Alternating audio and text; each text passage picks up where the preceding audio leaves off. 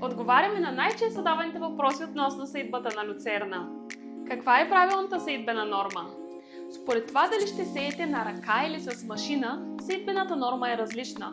При използването на машина тя е около 2,8 до 3,3 кг на декар, докато при ръчната сеитба тя варира от 4 до 5 кг на декар, в зависимост от сеяча.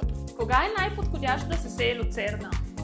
Сеитбата на люцерна се извършва или в ранна пролет, март-април месец, или в ранна есен, около септември месец. При пролетната сеитба растенията използват ефективно влагата от почвата, докато при есенната сеитба имат по-добро вкореняване поради тяхното презимуване. Кой сорт да избера?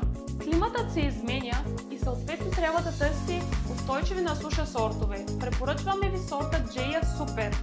Освен че е сухоустойчив, с висока кълняемост и много висока добивност, той има капсулирани семена, които гарантират по-добър старт на растенията.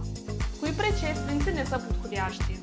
Люцерната ни трябва да се сее след люцерна или след други бобови култури в продължение на поне 5 години на една и съща площ.